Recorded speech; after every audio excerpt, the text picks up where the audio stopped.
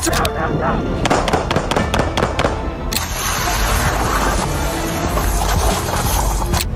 right there! Get on the ground! Get on the ground!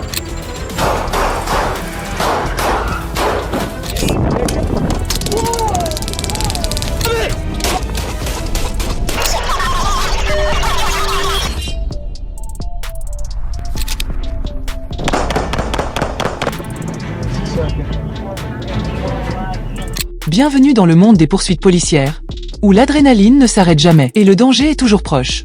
Au River Club appartement en Géorgie, un homme de 23 ans a été repéré marchant avec un couteau à la main. Visiblement agité et en pleine crise de santé mentale.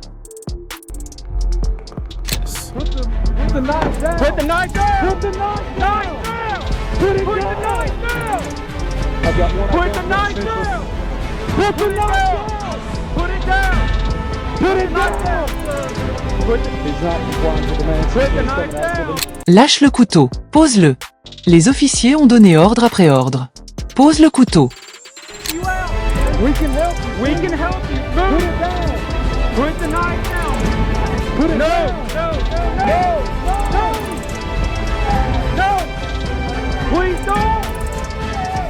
On est là pour t'aider.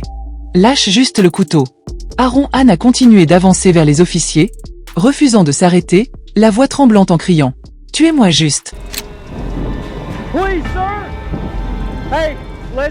Alors qu'Aaron s'élançait avec le couteau en main, les officiers n'ont eu d'autre choix. Ils ont ouvert le feu.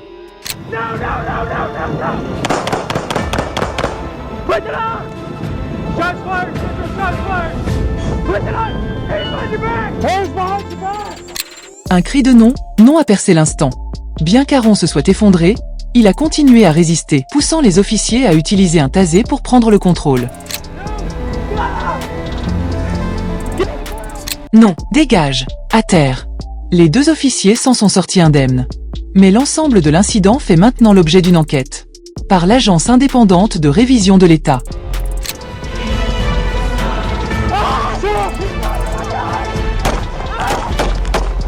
Aaron Han a finalement succombé à ses blessures. Ce n'était pas seulement un face-à-face tragique, c'était un rappel brutal de l'écart grandissant entre l'intervention en santé mentale et les conséquences fatales. Alors, où devrait-on tracer la ligne ?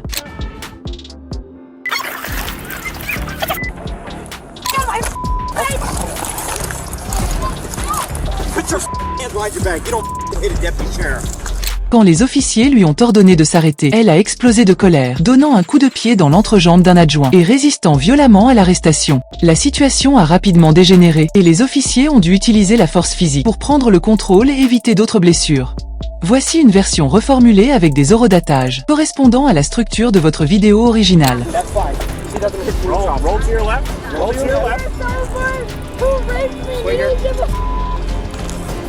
Put your knees up to your chest. Put your knees up to your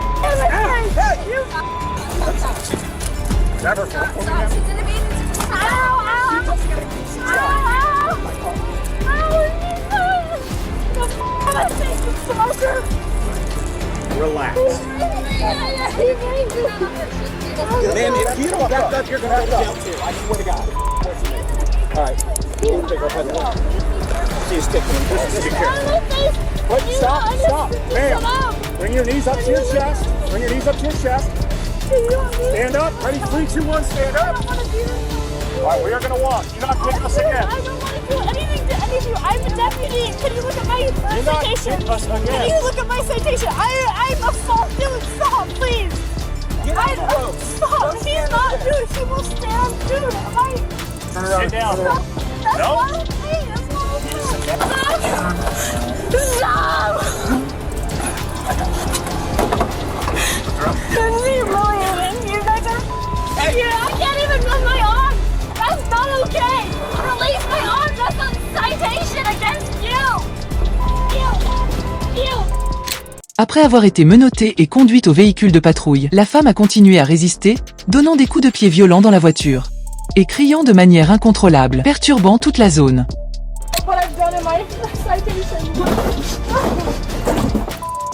Malgré les efforts des officiers pour la calmer, elle a été transférée dans une unité de transport et placée en détention. Elle fait maintenant face à plusieurs accusations, y compris agression sur un officier, ivresse publique et trouble à l'ordre public. Le 7 mars 2025, la police a répondu à un appel au 911 sur la 12e rue. L'appelant a signalé que Mélanie Udel, âgée de 53 ans, se comportait de manière erratique en conduisant une Chevy Traverse blanche et pourrait être sous l'influence de drogue. L'officier Matthew James a tenté d'engager la conversation avec elle, parlant calmement avec Udel pendant plus de 6 minutes. Soudain, sans avertissement, Udel a démarré la voiture et accéléré, heurtant l'officier James et le projetant par-dessus un banc de neige à proximité. Il a subi de graves blessures à la tête, au bras et à la jambe, y compris une blessure au genou nécessitant une intervention chirurgicale. Il devrait être en convalescence pendant au moins 1 an. Udel a été déclarée morte à l'hôpital.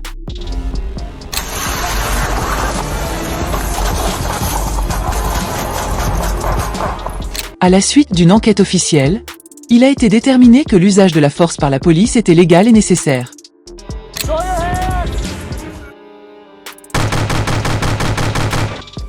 À exactement 7h20 le 26 janvier 2025 à Fresno, Californie.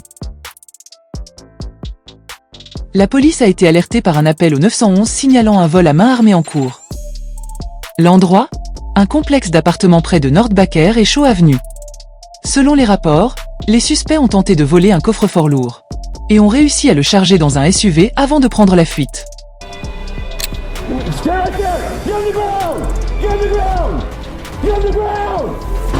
I got the car on the south side. You're on the ground! Don't fucking move! They're trying to drive away. Don't move! Don't move! 314 is going back towards you. Stop right there!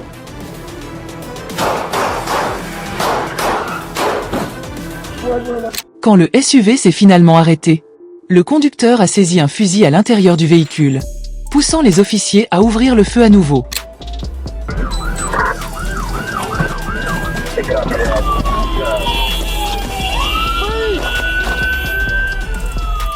L'un des suspects a tenté de s'enfuir, mais a été rapidement attrapé par une unité canine. Les 2 autres ont été arrêtés sur place. Les 3 suspects font maintenant face à une longue liste d'accusations graves, y compris vol à main armée, agression sur des officiers de police et possession illégale d'armes à feu. Leur tentative de fuite n'a fait qu'aggraver les conséquences juridiques auxquelles ils sont maintenant confrontés.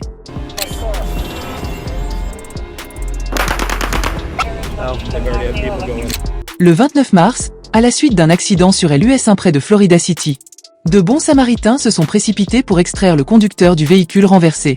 Cependant, dès l'arrivée des officiers sur les lieux, la situation a pris une tournure inattendue et dramatique. Okay. And of course he's already on the way. They were coming from the turnpike in 88. Here, come on, walk with me right here.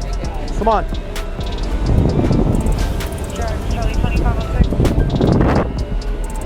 It looks like he's got blood under his shirt there.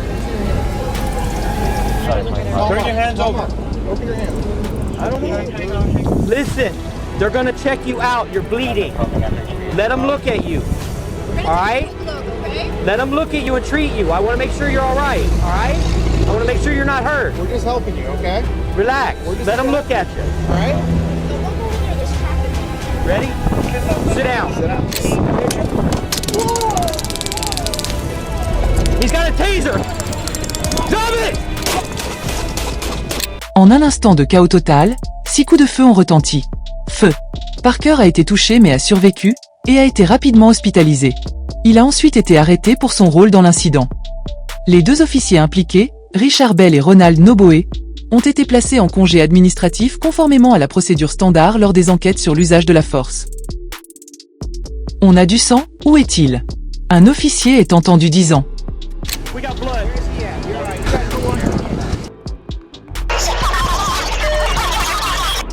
Puis, le 24 février, un homme recherché pour viol a conduit la police de Chattanooga à une poursuite imprudente pendant l'heure de pointe.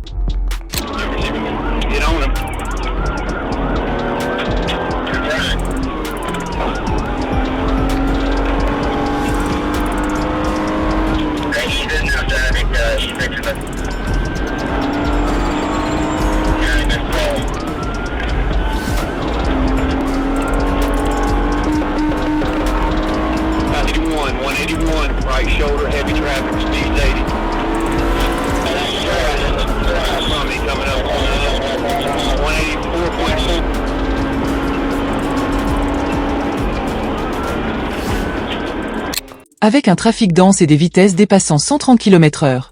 Le suspect a provoqué au moins 15 collisions, y compris de graves dommages à un véhicule de patrouille. Les caméras de tableau de bord et les caméras corporelles ont enregistré la poursuite dangereuse en temps réel.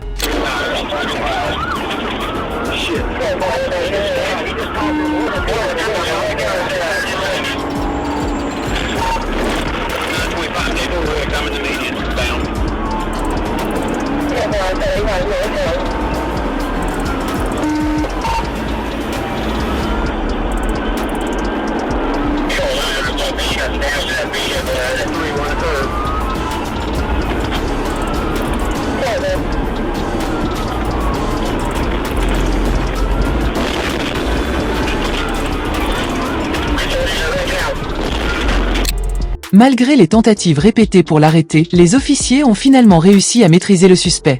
Il a continué à résister à l'arrestation jusqu'à ce qu'il soit fermement maîtrisé.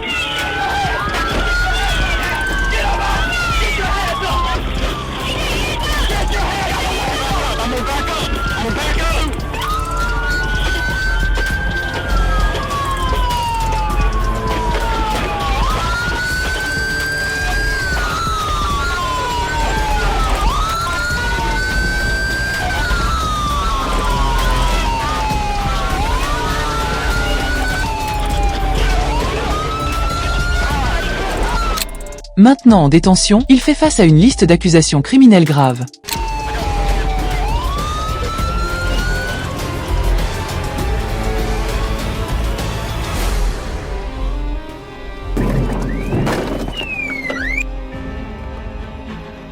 Plus tard, un autre cas à Little Rock, Arkansas.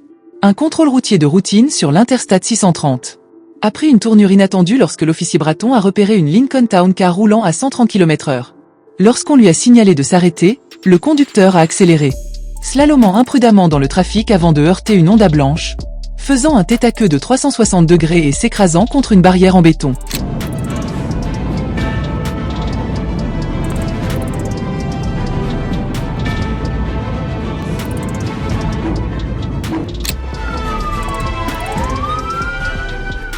Mais le suspect n'avait pas fini. Il a sauté et s'est enfui en courant, traversant l'autoroute animée, évitant de justesse d'être percuté, jusqu'à ce que la police l'attrape finalement. Ils l'ont identifié comme Annay et ont découvert une fausse plaque d'immatriculation, ainsi qu'une arme de poing chargée cachée sous le siège. Ce qui avait commencé comme une infraction pour excès de vitesse, s'est rapidement transformé en accusation pour possession illégale d'armes à feu, vol de véhicule et mise en danger imprudente. Encore une fois, la justice a parlé. N'oubliez pas de liker et de vous abonner pour découvrir d'autres poursuites palpitantes de Caméra Police France.